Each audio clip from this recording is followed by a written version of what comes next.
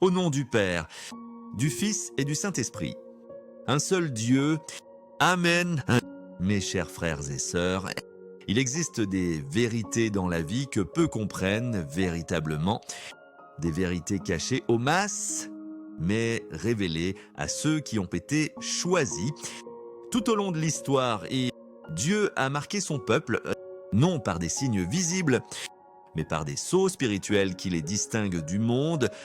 Ces marques sont invisibles aux yeux humains, mais indéniables pour ceux qui les portent. Vous pourriez penser qu'être choisi signifie une vie facile, remplie de richesses, de confort et de luxe, mais la réalité est bien plus profonde. Les véritables élus ne mesurent pas leur valeur par les richesses ou les possessions, ni ne recherchent les plaisirs éphémères de ce monde. Ils portent en eux quelque chose de bien plus grand, une identité qui les distingue, un dessein qui brûle au fond de leur âme. Et voici ce qui pourrait vous surprendre. Tous ceux qui prétendent suivre Dieu ne sont pas véritablement marqués par lui. Il y a une distinction claire entre ceux qui prononcent simplement son nom et ceux qui sont scellés par son esprit. La question est, portez-vous ces marques ? Beaucoup vivent dans l'illusion qu'ils sont sur la bonne voie, convaincus que la foi seule suffit, mais une foi sans preuve, sans transformation, est vide. La Bible révèle que les véritables enfants de Dieu portent 7 marques indéniables, des signes qui ne peuvent être ni feints, ni achetés, ni imités. Ces marques séparent les élus des égarés, les authentiques des faux. Vous devez connaître ces marques. Vous devez vous examiner à la lumière de la vérité de Dieu, car, en fin de compte, il n'y a que 2 types de personnes, celles qui portent ces marques et celles qui ne les portent pas. Ce que vous allez entendre n'est pas une connaissance commune. Ces vérités ne sont révélées qu'à ceux qui sont prêts à chercher, écouter et se soumettre à l'appel de Dieu. Si vous êtes encore là, c'est que vous cherchez quelque chose de plus profond, quelque chose de réel. Je vous promets qu'à la fin de ce message, vous vous verrez d'une manière que vous n'avez jamais vue auparavant, un cœur transformé. Maintenant, je veux vous poser une question importante. Je sais que votre temps est précieux, mais vous êtes ici parce que vous êtes dévoué à l'amour de Dieu. C'est pourquoi je vous demande de prendre un moment et de proclamer quelque chose de puissant sur votre vie. La parole de Dieu a le pouvoir de transformer. Et lorsque vous proclamez quelque chose, vous vous alignez sur cette vérité.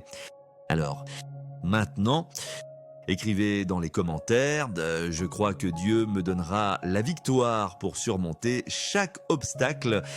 Allez-y, proclamez-le. Je répondrai personnellement à chaque commentaire. Un cœur transformé est la première et la plus indéniable marque des élus.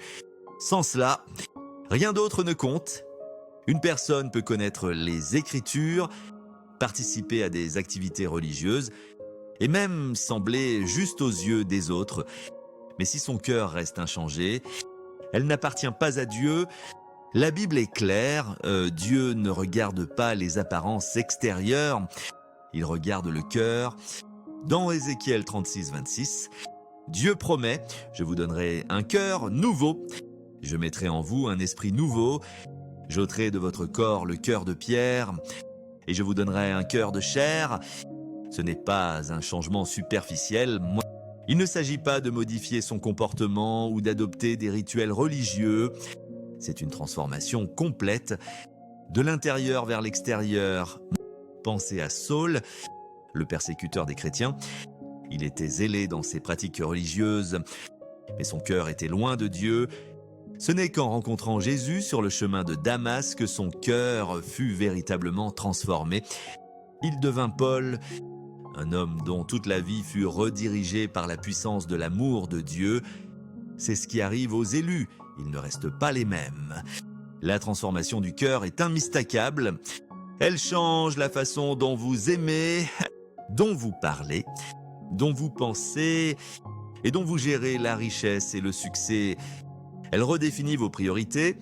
Avant, l'argent et le luxe étaient peut-être votre quête principale, mais maintenant, vous les voyez comme temporaires. Éphémères, vous réalisez que les vraies richesses ne se trouvent pas dans les possessions matérielles, mais dans les trésors accumulés au ciel. Avez-vous déjà remarqué que certaines personnes, malgré tout l'argent du monde, se sentent toujours vides? Elles courent après la richesse, pensant qu'elle leur apportera la sécurité, mais intérieurement, elles restent agitées. C'est parce que la richesse sans Dieu laisse un vide qui ne peut être comblé. Mais quand votre cœur appartient à Dieu, même avec peu, vous êtes riche au-delà de toute mesure. Quand Dieu transforme un cœur, les désirs changent d'aussi. Les élus ne cherchent plus à se glorifier eux-mêmes, mais à glorifier Dieu. Ils ne sont plus consumés par la cupidité, mais par un profond sens du dessein. Ils ne mesurent pas leur valeur par ce qu'ils possèdent, mais par celui auquel ils appartiennent. Les élus comprennent ceci, leur identité ne repose pas sur leur statut, leur richesse ou leur réalisation, mais sur le fait qu'ils sont enfants du Très-Haut. Ils ont été rachetés à grand prix par le sang de Jésus, et à cause de cela, ils ne vivent pas pour eux-mêmes, mais pour celui qui les a rachetés. Mais voici quelque chose de crucial. Tous ceux qui prétendent suivre Dieu n'ont pas véritablement vécu cette transformation. Beaucoup disent qu'ils croient, mais leur cœur reste inchangé. Ils courent encore après les mêmes choses que le monde. Ils privilégient la richesse à la foi, le confort au sacrifice. Les élus sont différents. Ils perçoivent de la tromperie des plaisirs temporaires et poursuivent ce qui est éternel. Alors, la question est, votre cœur a-t-il été transformé? Vous êtes-vous véritablement abandonné à Dieu d'une manière qui change tout en vous? Ou tenez-vous encore à vos anciens schémas, vos anciens désirs et aux promesses vides du monde? La première marque des élus est un cœur qui ne s'appartient plus. C'est un cœur brisé, remodelé et renouvelé par l'amour de Dieu. Et quand cela arrive, rien ne reste pareil. Maintenant, prenez un moment pour réfléchir. Cette première marque résonne-t-elle en vous? Avez-vous vécu cette transformation dans votre propre vie? Car ce qui suit révélera encore plus ce que signifie véritablement être mis à part par Dieu. Un amour inébranlable pour la vérité. Il y a une différence fondamentale entre ceux qui écoutent la vérité de manière désinvolte et ceux qui l'embrassent avec une conviction inébranlable. Beaucoup prétendent suivre Dieu, mais lorsqu'ils sont confrontés à des vérités difficiles, des vérités qui défient leur confort, leurs ambitions et leur mode de vie, ils se détournent. Les élus sont différents.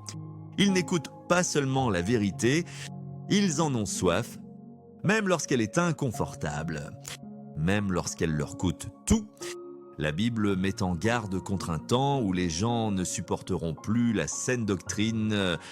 Au lieu de cela, ils chercheront des enseignements qui correspondent à leurs désirs, préférant le confort à la conviction, la préférence au principe. Ce temps est maintenant. Nous le voyons partout, des messages qui privilégient l'ego à l'abandon, la richesse à la sagesse, le luxe à la sainteté. Le monde nous dit que l'amour signifie tout accepter, mais le véritable amour corrige, affine et transforme. Les élus ne compromettent pas la vérité, car ils comprennent que la vérité n'est pas seulement une idée, c'est une personne. Jésus lui-même a déclaré « Je suis le chemin ». La vérité et la vie. Jean 4:36. Rejeter la vérité, c'est le rejeter. Pensez au jeune homme riche. Il est venu à Jésus en quête de la vie éternelle, convaincu qu'il était sur la bonne voie. Mais lorsque Jésus lui a dit de vendre ses possessions et de le suivre, le jeune homme est parti triste. Pourquoi? Parce qu'il aimait sa richesse plus qu'il n'aimait la vérité. Il voulait le salut, il voulait Dieu, mais il voulait aussi garder ses richesses, son luxe, son statut, et à la fin, il a choisi le temporaire plutôt que l'éternel.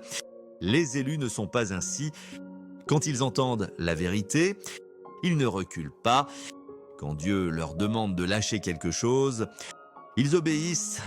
Ils savent que la richesse et les possessions ne sont pas mauvaises. Mais lorsqu'elles deviennent plus importantes que Dieu, elles deviennent des chaînes. La question demeure, aimez-vous la vérité? Même lorsqu'elle vous défie, car ceux qui sont véritablement élus ne recherchent pas le confort, ils recherchent la transformation. Vous ne pouvez pas aimer l'un et mépriser l'autre. Vous ne pouvez pas servir à la fois Dieu et l'argent. Matthieu 6, 24. Cela signifie-t-il que Dieu est contre la richesse? Non. Abraham était riche. Job fut restauré dans une prospérité encore plus grande après ses épreuves. Et Salomon reçut des richesses incommensurables. Mais la différence est que ces hommes ne servaient pas leurs richesses. Ils servaient Dieu. Ils comprenaient que les richesses sont un outil, pas un Dieu. Le luxe est temporaire, mais la vérité est éternelle. Les élus ne mesurent pas leur vie par le succès financier, mais par leur obéissance à Dieu. Ils ne demandent pas combien puis-je gagner, mais combien puis-je abandonner. Ils sont prêts à renoncer à tout ce qui entre en compétition avec leur dévotion à Christ. Et vous, aimez-vous la vérité au point de la laisser vous transformer? Ou ne l'embrassez-vous que lorsqu'elle correspond à vos désirs? Avez-vous déjà résisté à Dieu parce que sa vérité exigeait quelque chose de difficile? C'est la deuxième marque des élus. Ils ne plient pas la vérité pour qu'elle s'adapte à leur vie. Ils plient leur vie pour qu'elle s'adapte à la vérité. Grâce à cela, ils sont inébranlables. Ils ne peuvent être trompés, ni achetés, et ils n'échangeront jamais les richesses éternelles contre le confort temporaire. Mais il y a quelque chose de encore plus profond qui distingue les élus, quelque chose qui devient évident dans les moments les plus difficiles de la vie.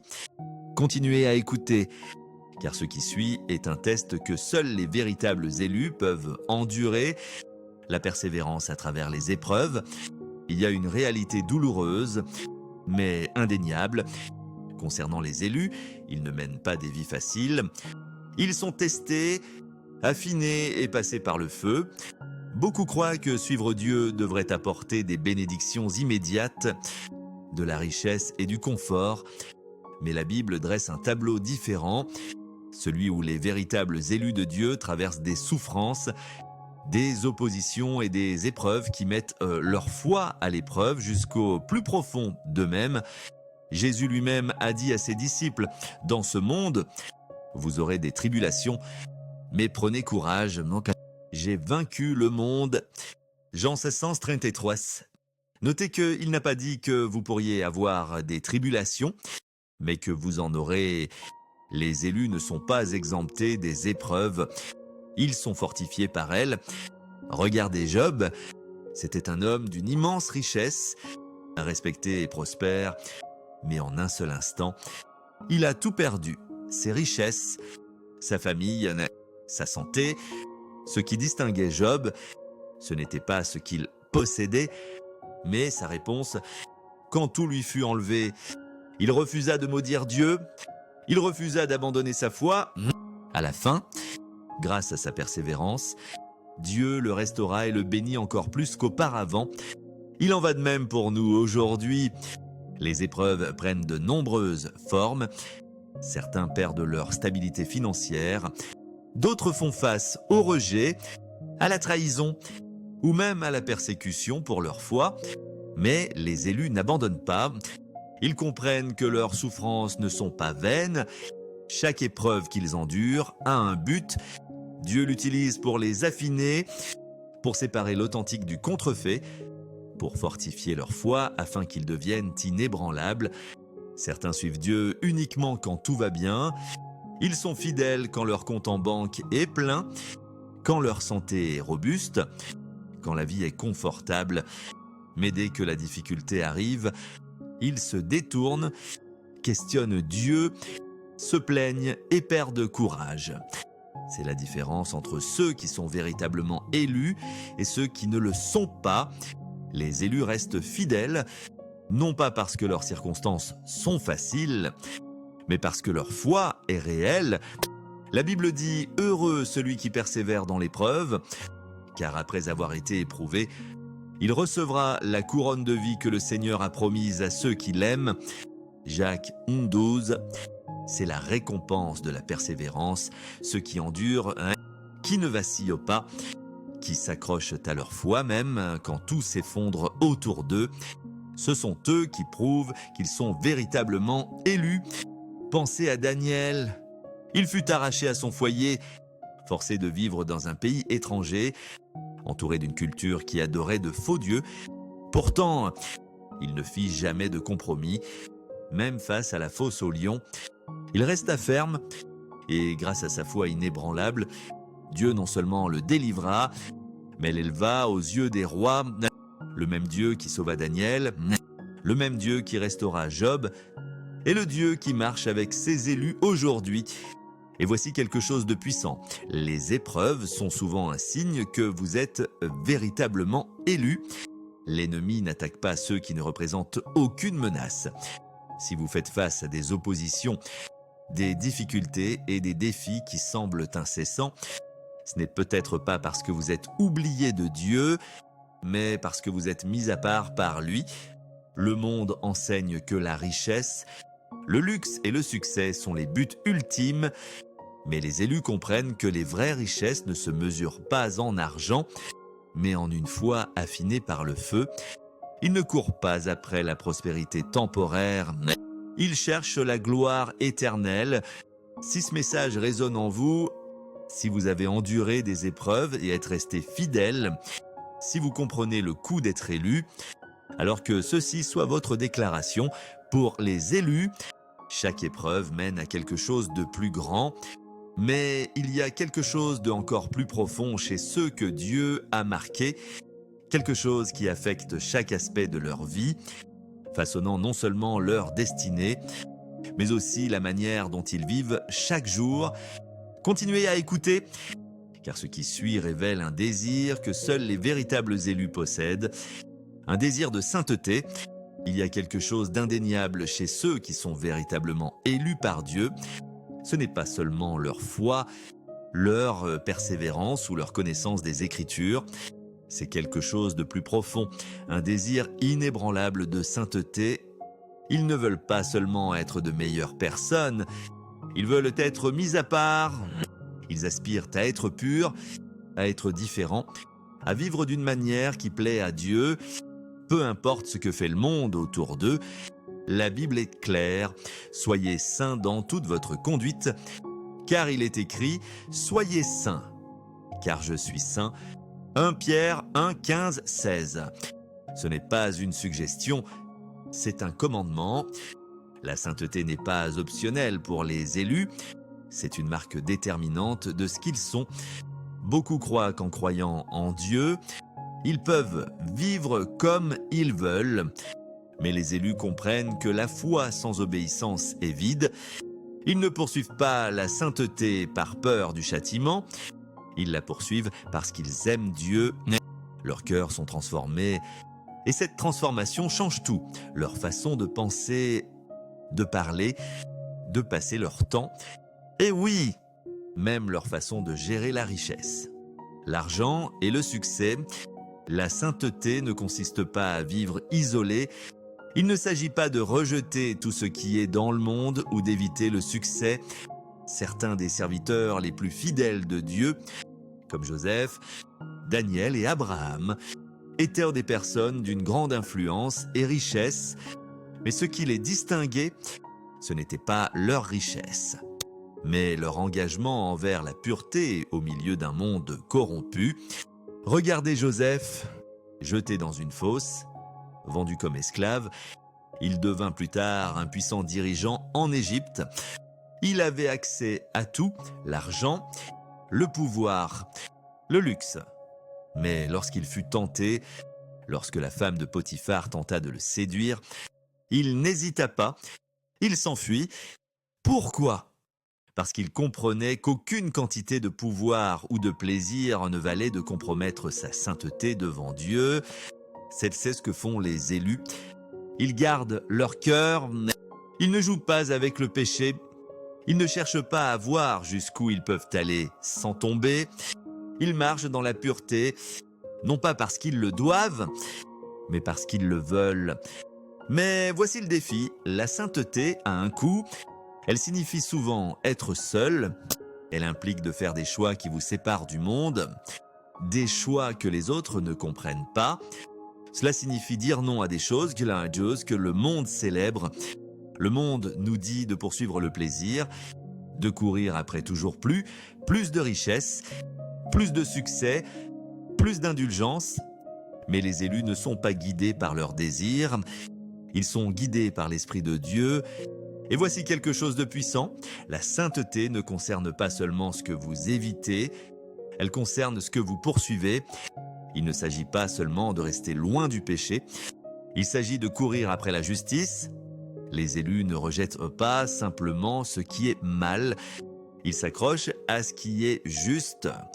Avez-vous déjà ressenti que vous ne vous intégrez pas, que les choses qui vous satisfaisaient autrefois ne le font plus? C'est la marque de quelqu'un transformé par Dieu. Il vous met à part, vous rend différent. Mais la sainteté ne consiste pas seulement à éviter le péché, il s'agit de refléter le caractère de Dieu, il s'agit de marcher dans l'amour, la patience et l'humilité, il s'agit de traiter la richesse et le succès, non comme des dieux, mais comme des outils pour le servir. Les élus comprennent que les vraies richesses ne viennent pas de ce qu'ils possèdent, mais de ce qu'ils sont en Christ. Ils ne mesurent pas leur vie par leur possession, mais par leur obéissance. C'est pourquoi le monde ne les comprend pas. Pour le monde, la sainteté ressemble à une restriction, mais pour les élus, c'est la liberté de vivre sans les chaînes du péché, sans le poids du compromis, sans la culpabilité d'une dévotion tiède. Mais il y a une autre marque des élus, quelque chose d'évident dans chaque aspect de leur vie. Ce n'est pas seulement comment ils vivent, c'est comment ils se connectent avec Dieu. Les véritables élus ne croient pas simplement en la prière, ils en dépendent. Ce qui suit révélera pourquoi une vie de prière puissante est essentielle. Il y a quelque chose d'indéniable chez ceux qui sont véritablement élus par Dieu. Ils ne sont pas seulement des gens de foi, ils sont des gens de prière, mais pas n'importe quelle prière, une prière qui déplace les montagnes, change les atmosphères et amène la volonté du ciel sur la terre. Les élus ne considèrent pas la prière comme une obligation religieuse ou un dernier recours en temps de crise. Ils la voient comme leur corde de vie, leur lien avec la présence même de Dieu. La Bible nous ordonne de prier sans cesse. Et 1 Thessaloniciens 5,17. Mais qu'est-ce que cela signifie vraiment? Cela signifie-t-il passer des heures dans une église, répétant les mêmes mots? Non! Cela signifie vivre en communication constante avec Dieu. Cela signifie que la prière n'est pas seulement quelque chose que vous faites, c'est ce que vous êtes. Regardez les plus grands hommes et femmes des Écritures. Ils n'étaient pas seulement des gens de connaissance ou de sagesse, ils étaient des gens de prière. Daniel priait 3 fois par jour, même lorsqu'il risquait la mort dans la fosse aux lions. Élie pria, et le feu descendit du ciel. Anne pria, et son ventre stérile fut ouvert. Jésus lui-même, Dieu incarné, se retirait constamment pour prier. Si Jésus, le Fils de Dieu, avait besoin de prier, combien plus en avons-nous besoin? Mais voici quelque chose d'important, les élus ne prient pas seulement pour obtenir des choses de Dieu, ils ne traitent pas la prière comme une transaction demandant uniquement des richesses, du succès ou du luxe. Ils prient parce qu'ils aspirent à être en la présence de Dieu. Ils prient parce qu'ils savent que la vraie richesse ne se mesure pas en argent, mais en intimité avec lui. Beaucoup considèrent la prière comme un moyen d'obtenir plus d'argent, plus d'influence, plus de succès. Mais les élus considèrent la prière comme un moyen de donner plus d'eux-mêmes, plus de leur cœur, plus de leur dévotion. Ils ne se concentrent pas sur ce que Dieu peut faire pour eux. Ils se concentrent sur la manière de s'aligner sur sa volonté. À cause de cela, leurs prières portent du pouvoir. Ce ne sont pas des mots faibles et vides. Ce sont des déclarations de foi qui ébranlent le royaume des ténèbres. Mais voici quelque chose que peu réalisent. Les plus grandes prières naissent souvent dans les luttes les plus profondes. Les élus apprennent à prier, non dans les moments de confort, mais dans les moments de désespoir, quand tout s'effondre, quand ils n'ont ni argent, ni sécurité, ni issue. C'est alors qu'ils se pressent le plus vers Dieu. Regardez Job, après avoir tout perdu, sa richesse, sa famille, sa santé, il ne se détourna pas de Dieu. Il tomba à terre en adoration. Il cria, mais il ne maudit pas. Il questionna, mais il n'abandonna pas sa foi. Et à la fin, parce qu'il resta fidèle dans la prière, Dieu lui rendit tout, et même plus. C'est la différence entre les élus et les autres. Les élus ne prient pas seulement quand tout va bien, ils prient quand tout s'effondre, ils prient quand ils ne comprennent pas, ils prient quand le monde leur dit d'abandonner. À cause de cela, leur foi est inébranlable. Mais voici la question, à quoi ressemble votre vie de prière? Est-elle forte, constante et pleine de foi? Ou est-ce quelque chose vers quoi vous vous tournez uniquement quand vous avez besoin de quelque chose? Priez-vous avec audace, sachant que Dieu vous entend, ou hésitez-vous? Incertain si vos mots font vraiment une différence. Les élus connaissent la vérité. La prière ne change pas seulement les situations, elle les change. Elle modèle leur cœur, aligne leurs désirs sur ceux de Dieu et fortifie leur foi. C'est pourquoi ils ne cessent jamais de prier. Mais il y a encore plus qui distingue les élus. Ce n'est pas seulement leur foi, leur sainteté ou leur prière. Il y a quelque chose de encore plus grand, quelque chose qui prouve sans aucun doute qui appartient véritablement à Dieu, le fruit de l'esprit. Il y a quelque chose qui ne peut être feint, quelque chose qui sépare les véritables élus de ceux qui prétendent seulement suivre Dieu. Ce n'est pas combien d'écritures ils connaissent, combien de fois ils vont à l'église ou combien de mots religieux ils prononcent. C'est quelque chose de plus profond, quelque chose qui coule naturellement de leur vie. C'est le fruit de l'esprit. Jésus l'a clairement dit, vous les reconnaîtrez à leurs fruits. Matthieu 7,16. Les élus ne sont pas identifiés par leurs paroles, mais par la preuve de leur transformation. Cette preuve n'est pas la richesse matérielle, le statut ou le luxe. C'est l'amour, la joie, la paix, la patience, la bonté, la bienveillance, la fidélité, la douceur et la maîtrise de soi. Galates 5, 22-23. Pensez-y, vous pouvez reconnaître un arbre à ses fruits. Un pommier n'a pas besoin d'annoncer qu'il est un pommier. Vous voyez simplement les pommes qui poussent sur lui. De la même manière, ceux qui sont véritablement élus par Dieu n'ont pas besoin de le prouver par des arguments ou des titres. Leur vie parle plus fort que leurs paroles. Le problème aujourd'hui est que beaucoup croient qu'être élu signifie avoir du succès extérieur. Ils pensent que cela signifie avoir des richesses, de l'influence et du confort. Mais la Bible ne dit pas « vous les reconnaîtrez à leur richesse ». Elle ne dit pas « vous les reconnaîtrez à leur statut social ». Elle dit « vous les reconnaîtrez à leurs fruits ».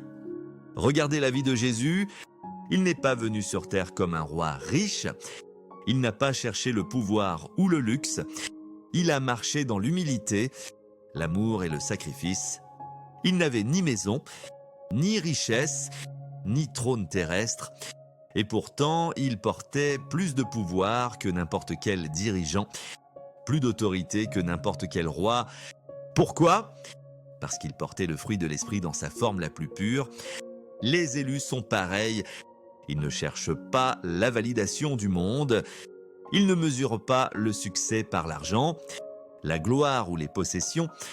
Au lieu de cela, ils le mesurent par la manière dont ils reflètent Christ. Mais porter du fruit n'est pas toujours facile. Cela exige de l'abandon.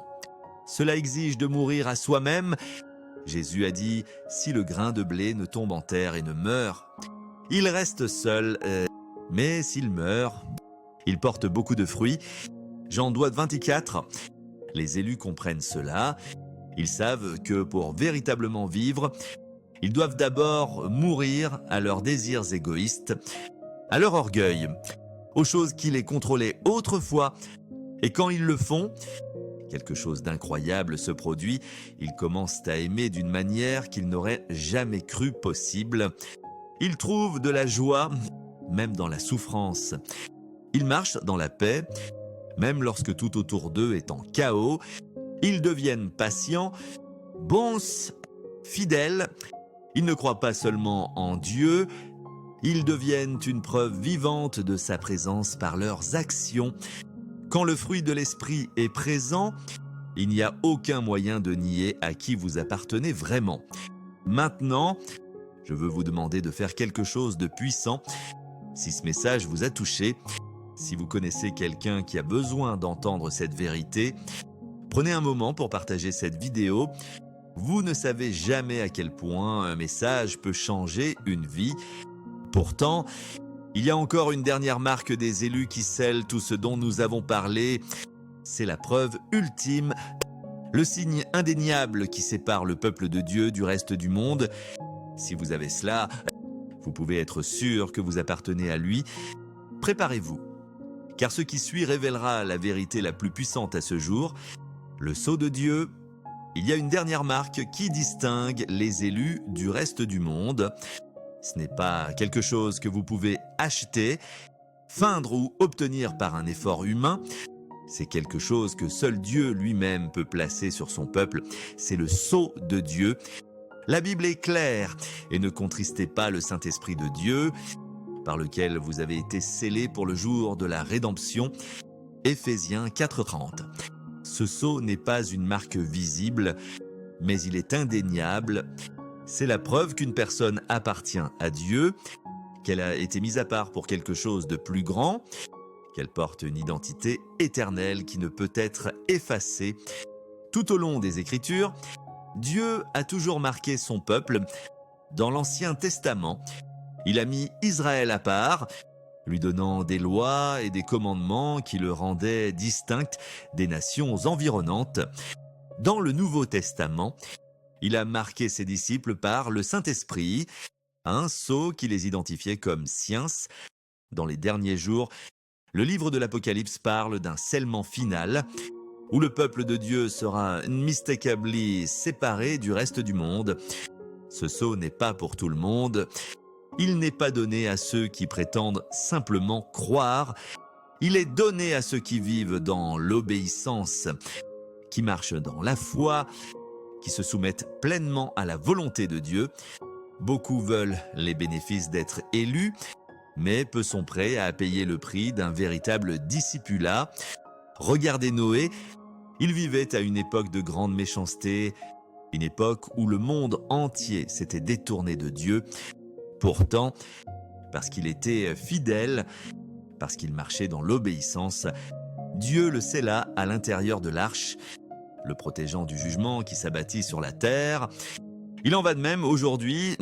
Le monde s'éloigne de plus en plus de Dieu. Les gens courent après les richesses, le succès et le luxe, croyant que ces choses leur apporteront la sécurité.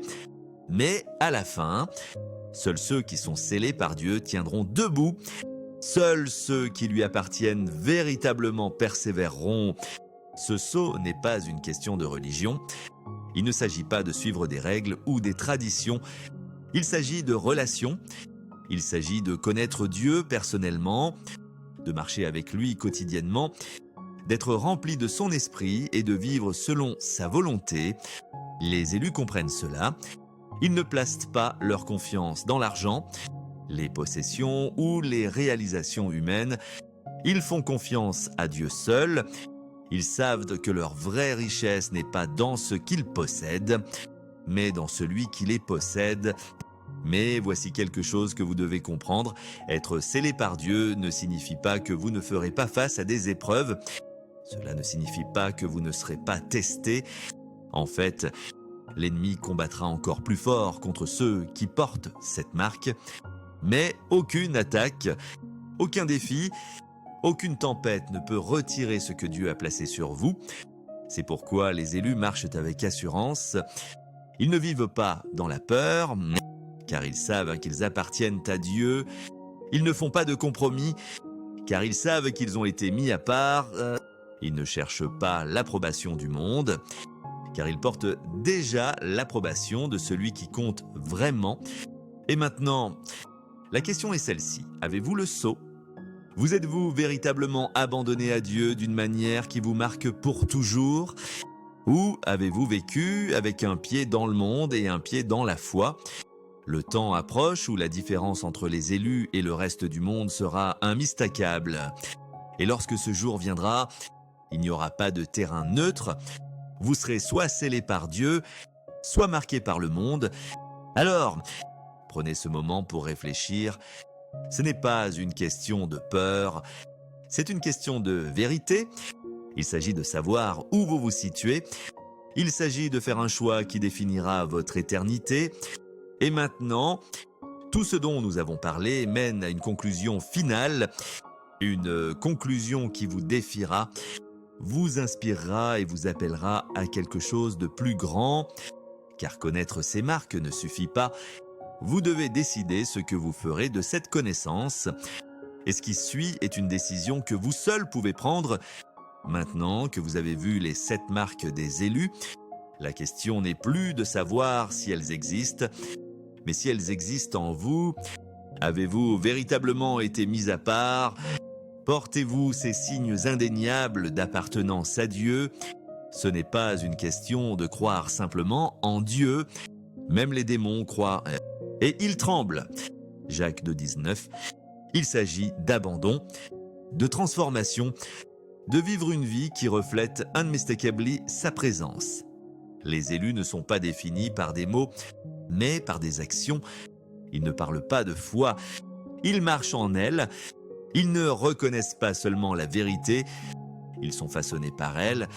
Repensez aux 7 marques, un cœur transformé, un amour inébranlable pour la vérité, la persévérance à travers les épreuves, un désir de sainteté, une vie de prière puissante, le fruit de l'esprit. Et finalement, le sceau de Dieu, ce ne sont pas des caractéristiques qui peuvent être feintes, ce sont le résultat d'une vie pleinement abandonnée à Dieu. Alors, demandez-vous, ces marques me définissent-elles ? Sinon, alors maintenant est le moment de changer.